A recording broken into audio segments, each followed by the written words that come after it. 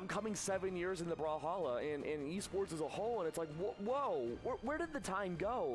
But also, where did the time go? Because we're actually in stage select right now. We have ourselves 10kilo versus Ray, and we're going to be starting things off. And of course, 10kilo will be remaining with the Olgrim pick, and so I really want to see this dynamic between not any spear, just Ray's spear versus the lance. I want to see what that dynamic's going to look like. Yeah, it's always interesting seeing like the two kind of long range weapons face off against each other, because when you have a matchup where it's like long range versus close range, it's very straightforward where, you know, person with short range has to get in. If they do, they get a bunch of damage off. But the spacing game you have to play when you have this on screen right now, like, it's very, very tough to navigate.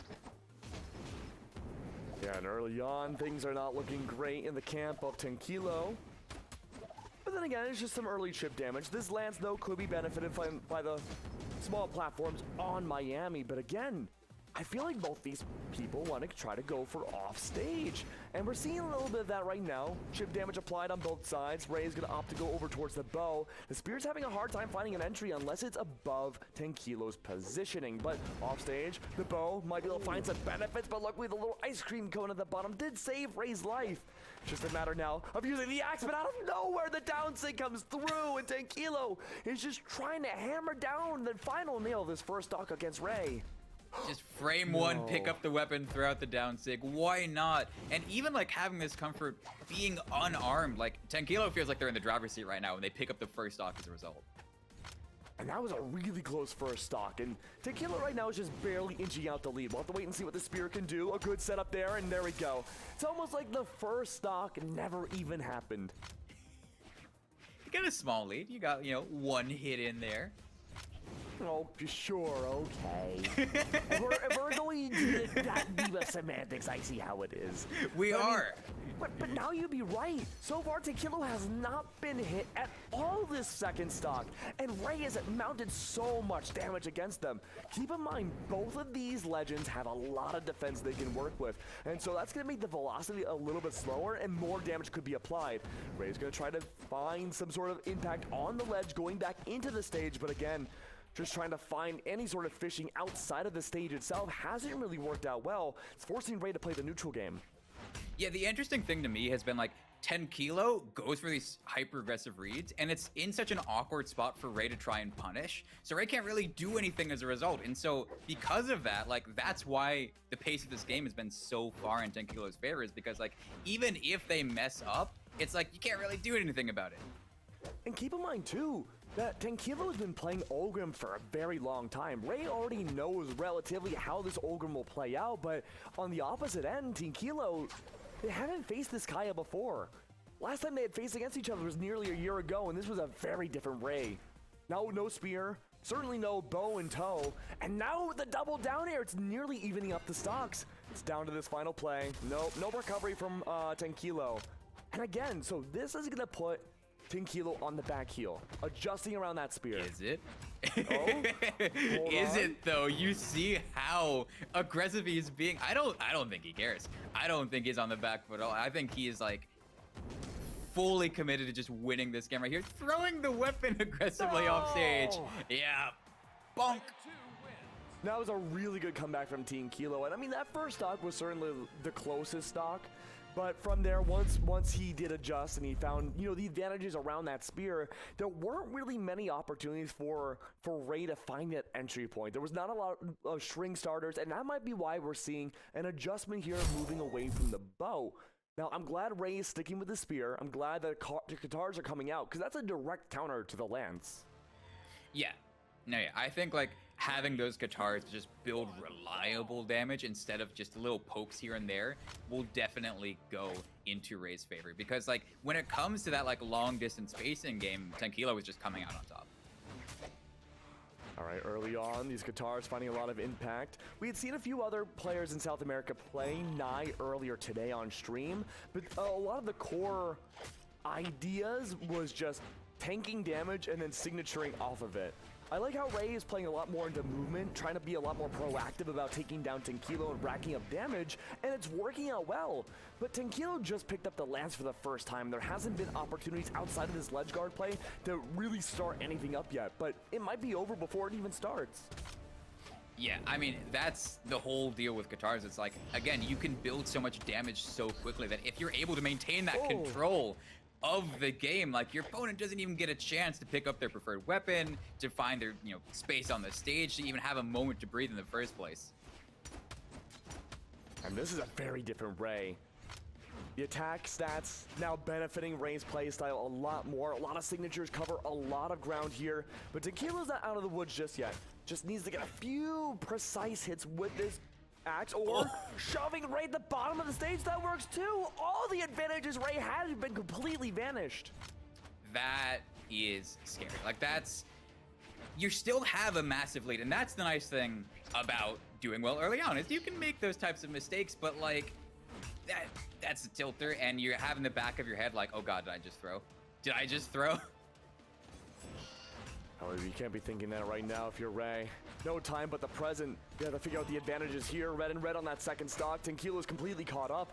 Axe throw is out, trying to go unarmed, just making sure Ray cannot get back onto the platform. Instead, baiting out the recovery, goes for the gravity cancel D-Sig. And now it's just a matter of holding down the line, maybe going for another cheeky offstage play instead, though the recovery sends Ray far into the sky. Offstage yet again. No weapons at all. Sidelight will do the job. And Ray's back down to where we had seen them in game number 1. And like you said, you know, you can't think that, but when you have someone as good as Tenkilo, if you have someone just pressing that lead and, you know, taking what was supposed to be your game and making it their own, it's hard not to think anything else. Yeah, we can see Ray trying to really fish out these offstage plays. The spear hasn't been able to find a lot of impact, but the axe from Tenkilo most certainly has. Haven't seen a lot of lance this game, but Ray's playing patient, looking for that recovery, and nearly brings it to an even game again. Besides a few hits. I'm glad you're ready. You're ready for me to chime in now. I was ready. Both unarmed, now the Katars here on Raze, and again, they started this game so well off the back of these Katars as well, even against Tenkilo's lance. So I'm feeling like you can be confident that you're able to play this out. Yeah, and as long as Tenkilo has that lance, I feel like the Katars could find some benefit, but I was wrong! There was no chance of a recovery there. Tenkilo got started and never stopped. And yeah, if you're Ray, like, don't swap legends. You were doing fine. It's just that one bit, but we do see the swap to Azuri. I think this might be the most amount of legend swaps you and I have covered for both South America and Europe today. Yeah, absolutely. And I mean, I personally disagree with it, but I'm not the one playing. Because like, you were doing so well, and then you just went too far off stage, and then you lost the game. I mean, do you think the sword's an advantage here? I mean, I don't know if the sword in particular is gonna make that much of a difference. Because again, like, the Katars you still have. That was your breadwinner in the last game.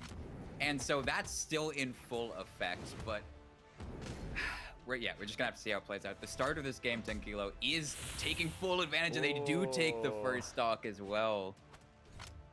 I mean, one big benefit of bringing out Azuri here is that there is a lot of offstage, you know, gravity cancel signatures that you can go for some kind of cheeky kill, cheeky takedowns. But I mean, even then, it was Tenkilo that was so good about finding that impact with just the axe that I don't know if Ray will be in a position to get those knockdowns. And yeah, and that's, you can even see Tenkilo. They're just waiting. They're waiting for Ray to go into that spot. And that's the thing, is like, even if you have those options available to you, you lost the last game because you went for it. Like, sure, your character's better at it now, but you're basically trying to find a different way to make the same mistake if you go for that against Tenkilo. Okay, good recovery sends Tenkilo into the sky, but still not enough to take down that first stock. Recovery, though, from the Katars, swapping over most certainly does, and yeah, I feel like we're not going to see much of a sword presence in this game. I think this is all Katars from Ray. So yeah, those Katars, again, Ray is fantastic on them, and we're seeing, you know, from what was a deficit, pulling themselves back into the lead, now holding control of the ledge as well. that you say that. I think the curse might be amounting. Yep. Oh no! It always We're does. trying to read out where Tequila will recover. Ray plays directly into it. And now Ray, down to their final stock. Guitars again, though. We know they can do it. Like, we know objectively you can close this out. But when the pressure is on, when you're facing elimination, are you able to pull it out? No! Ground pound coming out. What a shutdown. I mean, the Olgrim, almost a year has passed by since these two had faced against each other. A completely different playstyle, almost essentially devolved back into what happened back in the Summer Championship. We had seen Ray go back to those old picks and having sword-based characters, or sword-based legends, having Katars return back into form, and even that wasn't enough. The Lance, especially, I would say, from Dinkilo, has only gotten stronger and stronger over that last year. And that game too. I'm still thinking about it. It's just like that. It's that one moment, and you go home and you think about that, and it's like, oh, I guess you're at home.